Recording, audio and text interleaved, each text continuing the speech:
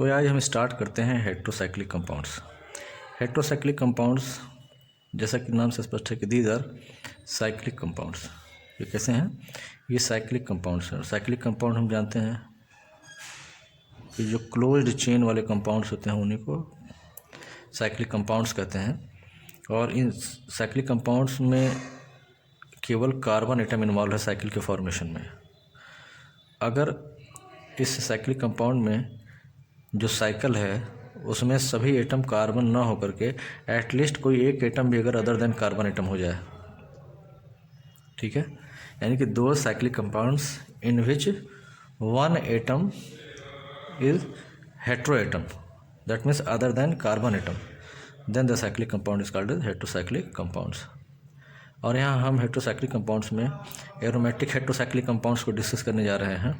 तो यहाँ पर जैसे एग्जांपल हो जाएगा फ्यूरान, है ना, जो हमारे सिलेबस में है, जो हमें पढ़ना है, केवल हम उसी को डिस्कस करेंगे। यहाँ पर हो सकता है पायरॉल,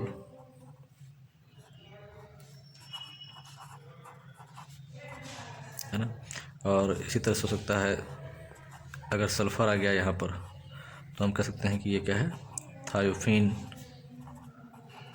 इसी तरह से अगर 6 मेंबर्ड में देखा जाए तो अगर यहाँ पर हम नाइट्रोजन ले लें तो ये हो जाएगा पेरिडीन।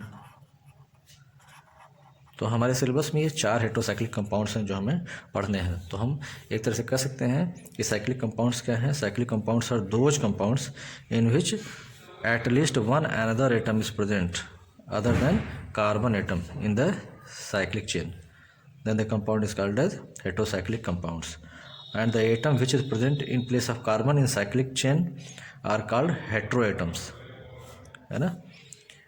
और जनरली जो हेट्रोएटम्स हेट्रोसाइक्लिक कंपाउंड्स में मिलते हैं वे क्या होते हैं?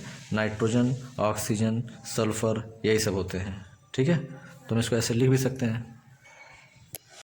दो cyclic compounds in which at least one another atom is present in cyclic chain other than carbon are called heterocyclic compounds. Generally, nitrogen, oxygen and sulfur are present as a heteroatom in heterocyclic compounds. तो एक जो है complete definition हो जाती है हमारी कि what are heterocyclic compounds. अगर एग्जाम में पूछा जाता है तो हम इतनी बात कर सकते हैं कि दो cyclic compounds in which at least one another atom is present in cyclic chain other than carbon are called heterocyclic compounds, and the atom which is present in place of carbon in cyclic chain is called heteroatom. Generally nitrogen, oxygen and sulphur are present as heteroatom in heterocyclic compounds, ठीक है। तो हम बारी बारी से इन चारों को हम पढ़ेंगे, ठीक है। और सबसे पहले हम पढ़ेंगे पायरॉल को, ठीक है। हमें इन हेट्रोसाइक्लिक कंपाउंड्स में जो ऑलमोस्ट पढ़ना है, जो हमारे एग्जाम्स में क्वेश्चन अराइज होते हैं, वो तो पहला तो होता है कि इनके method of preparation, methods of preparation वाले सेक्शन से, और दूसरा जो होता है वो केमिकल प्रॉपर्टीज़ वाला सेक्शन होता है, केमिकल प्रॉपर्टीज़। तो हमें इसमें क्या करना होता है, रिएक्शंस को अच्छी तरह से याद कर लेना है, समझ लेना है और याद कर लेना है। तो अक्सर करके कंप्लीट द रिएक्शंस करके ही आया करता है ना। तो ये दो टॉपिक्स हैं जो हमारे लिए सभी में पढ़ने ही हैं, ठीक है। और जो एक तीसरा टॉपिक है जो मोस्ट इम्पॉर्टेंट टॉपिक होता है सभी को लेकर के, वो होता है इनका मॉलिक्यूलर ऑर्बिटल स्ट्रक्चर, ठीक है। और इसी में हमें पढ़ना है with the help of molecular orbital structure ही हम देखते हैं इनकी एरोमेटिसिटी को, है ना। तो हमारा जो क्वेश्चन होता है हेट्रोसाइक्लिक कंपाउंड से वो यहीं से बनता है कि method of preparation, chemical properties, इनके मॉलिक्यूलर ऑर्बिटल स्ट्रक्चर से और इनकी एरोमेटिसिटी से, discuss the aromaticity of pyrrole, furan, thiophene and pyridine, है ना। तो इस तरह से देखा जाए तो अगर हमारे एग्ज़ाम में 1 से 2 question, that means 9 to 18 marks